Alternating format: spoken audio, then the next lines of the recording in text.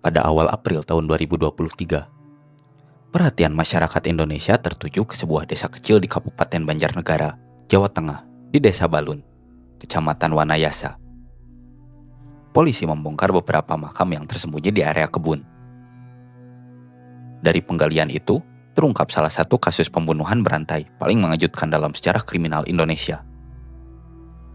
Pelakunya adalah Slamet Tohari, pria yang selama bertahun-tahun dikenal masyarakat luas dengan sebutan Mbah Slamet, seorang dukun yang mengaku mampu menggandakan uang.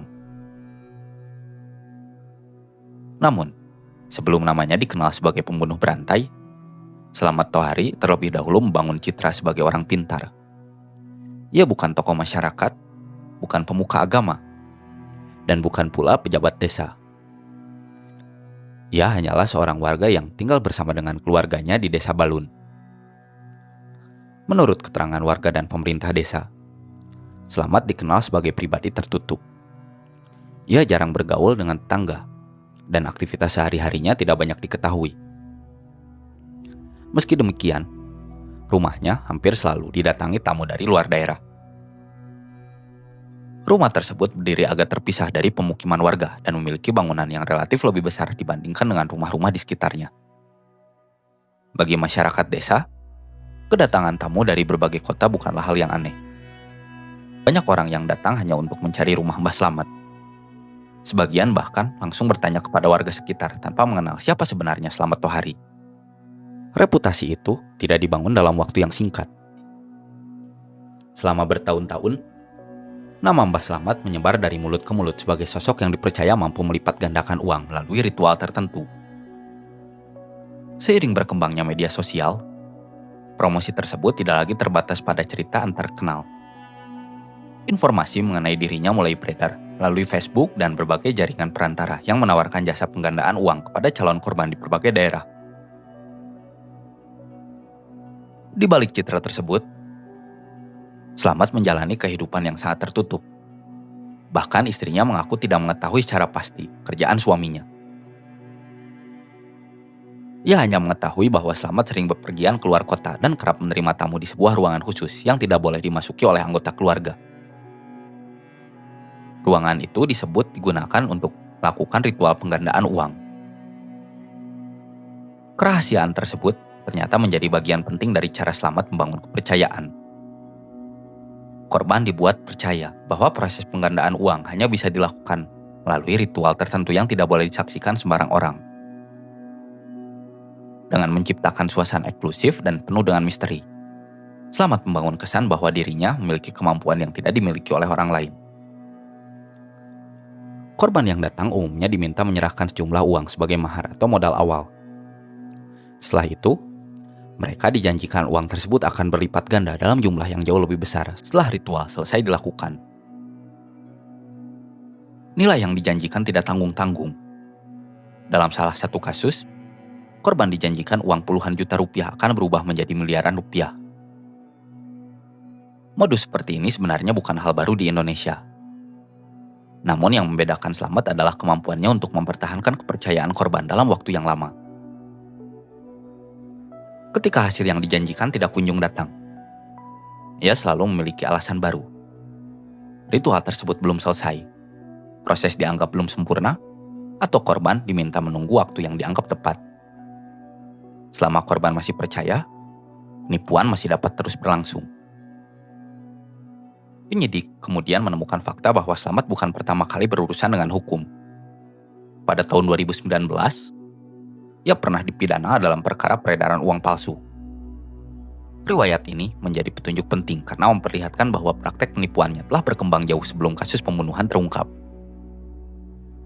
Menurut hasil penyidikan, pengalaman tersebut bahkan diduga digunakan untuk memperkuat modus penggandaan uang. Uang palsu dipakai sebagai alat untuk meyakinkan korban bahwa proses penggandaan benar-benar berhasil. Dengan melihat tumpukan uang secara langsung, korban menjadi lebih mudah percaya bahwa ritual yang dilakukan Slamet memiliki hasil yang nyata. Kepercayaan korban juga diperkuat oleh keberadaan seorang perantara bernama Budi Santoso. Polisi menyebut Budi berperan mempromosikan kemampuan Slamet melalui media sosial dan mempertemukan calon korban dengan pelaku. Peran ini membuat jangkauan Slamet tidak lagi terbatas di Banjarnegara.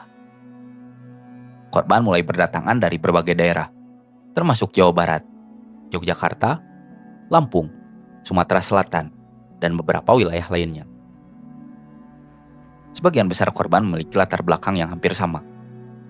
Mereka datang karena sedang menghadapi kesulitan ekonomi, memiliki utang, mengalami kegagalan usaha, atau berharap memperoleh keuntungan besar dalam waktu yang singkat. Kondisi tersebut membuat mereka lebih mudah mempercayai janji penggandaan uang yang ditawarkan oleh Slamet. Selama bertahun-tahun, aktivitas tersebut nyaris tidak menimbulkan kecurigaan warga sekitar. Bagi masyarakat Desa Balun, tamu yang datang dianggap sebagai orang yang membutuhkan bantuan spiritual. Tidak ada yang mengetahui apa yang sebenarnya terjadi setelah mereka memasuki rumah Slamet.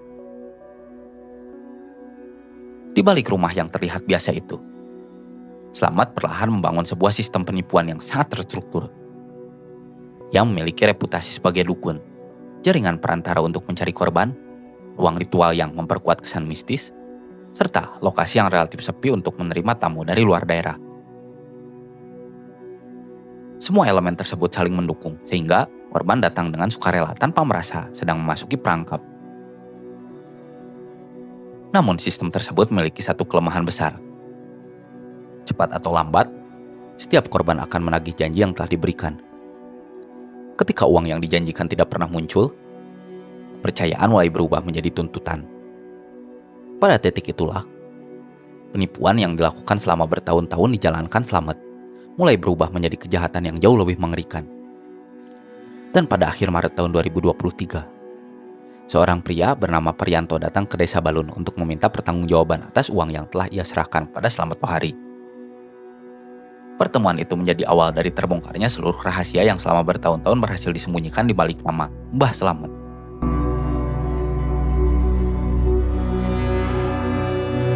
Kasus Slamet Tohari mulai terbongkar dari seorang pria bernama Prianto, warga Kabupaten Sukabumi, Jawa Barat. Berbeda dengan korban-korban sebelumnya, Prianto telah menyadari bahwa janji penggandaan uang yang diberikan Slamet tidak pernah terbukti. Uang yang telah ia serahkan tidak kunjung kembali, sementara alasan yang diberikan terus berubah. Pada tanggal 24 Maret tahun 2023, Prianto memutuskan untuk datang langsung ke rumah Slamet Tohari di Desa Balun untuk meminta pertanggungjawaban. Sebelum berangkat, ia melakukan sesuatu yang kemudian menjadi kunci terungkapnya seluruh kasus ini. Ia mengirimkan pesan WhatsApp pada keluarganya yang berisi lokasi rumah Slamet. Dalam pesan tersebut, Prianto meminta agar keluarganya segera mencari dirinya apabila ia tidak kembali dalam waktu 2 hari. Pesan WhatsApp itu menjadi keputusan yang sangat menentukan. Setelah tiba di rumah Slamet, Prianto kembali menagih uang yang pernah ia serahkan. Berdasarkan hasil penyidikan, Slamet sebelumnya menjanjikan uang sekitar 70 juta milik Prianto akan berubah menjadi 5 miliar rupiah melalui ritual penggandaan uang. Namun setelah berbulan-bulan menunggu, janji tersebut tidak pernah terrealisasi. Bagi Slamet, situasi ini berbeda dari sebelumnya. Prianto bukan lagi calon korban yang masih percaya, melainkan seorang yang mulai menuntut haknya.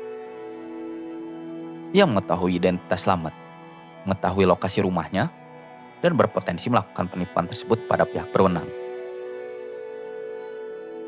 Penyidik kemudian mengungkap bahwa Slamet memilih menghilangkan ancaman itu dengan cara yang sama seperti korban-korban sebelumnya.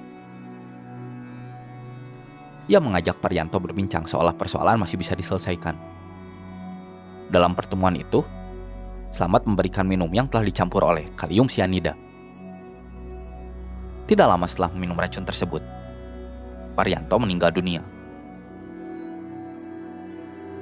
Jenazahnya kemudian dibawa ke area kebun yang berada tidak jauh dari rumah Slamet dan dikuburkan secara diam-diam.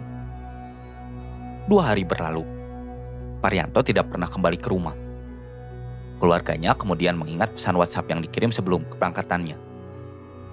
Sesuai pesan tersebut, mereka mendatangi rumah Slamet bersama dengan polisi dan melaporkan Prianto sebagai orang hilang. Laporan itu menjadi titik balik seluruh penyelidikan. Pada tanggal 27 Maret tahun 2023, polisi mulai melakukan penyelidikan terhadap Slamet Tohari. Awalnya, Penyidik hanya berusaha mencari keberadaan satu orang yang dilaporkan hilang. Namun selama pemeriksaan, keterangan Slamet berubah-ubah dan menimbulkan banyak kejanggalan. Penyelidikan kemudian mengarah ke area kebun di sekitar rumahnya. Pada tanggal 2 April tahun 2023, polisi kemudian menemukan jasad Parianto yang dikuburkan di lokasi tersebut. Temuan itu mengubah arah penyidikan secara total. Jika satu korban dikuburkan di sekitar rumah pelaku, besar kemungkinan masih ada korban lain yang mengalami nasib serupa. Keesokan harinya, pada tanggal 3 April tahun 2023, tim gabungan kembali melakukan penggalian di beberapa titik, berdasarkan hasil pemeriksaan dan petunjuk dari tersangka. Hasilnya jauh lebih mengerikan dari perkiraan. Dalam satu hari, polisi menemukan 9 jenazah lainnya yang dikuburkan di area kebun sekitar rumah Slamet. Penggalian kembali dilanjutkan pada tanggal 4 April tahun 2023. 2 jenazah tambahan kembali ditemukan di lokasi berbeda yang masih berada, Desa Balun. Dalam waktu kurang dari 3 hari, jumlah korban yang ditemukan mencapai 12 orang, termasuk Parianto. Penemuan tersebut langsung mengubah kasus orang hilang menjadi penyelidikan pembunuhan berantai. Polisi kemudian memasang garis polisi di seluruh area penggalian. Tim Disaster Victim Identification atau DVI diterjunkan untuk melakukan identifikasi terhadap seluruh jenazah. Sementara itu, keluarga korban dari berbagai daerah mulai berdatangan ke Banjarnegara untuk memberikan data antemortem berupa foto, rekam medis, struktur gigi, hingga sampel DNA. Proses identifikasi dilakukan secara bertahap. Selain Parianto, polisi berhasil mengidentifikasi beberapa korban lain. Di antaranya Mulyadi Pratama dari Palembang. Kemudian pasangan suami istri Irsyad dan juga Wahyu Triningsih dari Lampung, serta beberapa korban lain yang berasal dari berbagai daerah di Indonesia. Kesamaan mereka hanya satu. Seluruh korban datang menemui Slamet karena percaya ia mampu menggandakan uang. Penemuan 12 jenazah tersebut memunculkan pertanyaan baru. Apakah jumlah korban hanya 12? Atau masih ada korban lain yang belum ditemukan? Untuk menjawab pertanyaan itu, Kepolisian Daerah Jawa Tengah membuka posko pengaduan bagi masyarakat yang kehilangan anggota keluarganya. Dalam beberapa hari, polisi menerima 18 laporan orang hilang yang diduga memiliki hubungan dengan Slamet Tohari. Setiap laporan kemudian diverifikasi satu persatu untuk memastikan apakah mereka termasuk korban dalam perkara ini. Seiring berkembangnya penyidikan, polisi juga mulai mengungkap pola pembunuhan yang digunakan Slamet. Hampir seluruh korban memiliki pola yang sama. Mereka terlebih dahulu menyerahkan uang sebagai modal penggandaan. Korban kemudian diminta menunggu hasil ritual selama beberapa waktu. Ketika mulai menagih janji atau meminta uangnya kembali, mereka dipanggil datang ke rumah Slamet. Di sanalah mereka diracun, dibunuh, lalu dikuburkan di area sekitar rumah pelaku. Fakta tersebut menunjukkan bahwa pembunuhan bukan tujuan awal Slamet. Pembunuhan dilakukan untuk menutupi penipuan yang telah ia jalankan. Semakin banyak korban yang menuntut uangnya kembali, semakin besar pula resiko Slamet dilaporkan kepada polisi. Dan bagi Slamet, membunuh dianggap sebagai cara yang paling mudah untuk menghilangkan seluruh bukti. Namun ada satu hal yang tidak pernah ia perhitungkan. Pesan WhatsApp yang dikirim Parianto kepada keluarganya beberapa jam sebelum ia dibunuh. Satu pesan singkat itulah yang akhirnya membuka rahasia yang selama bertahun-tahun berhasil dikubur di balik tanah Desa Balun.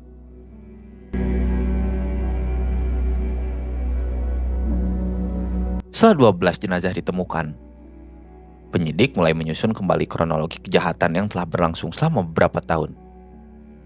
Dari pemeriksaan terhadap Slamet Tohari, saksi, keluarga korban, serta barang bukti di lokasi, polisi menemukan pola yang hampir selalu sama. Korban terlebih dahulu dikenalkan kepada Slamet melalui jaringan perantara.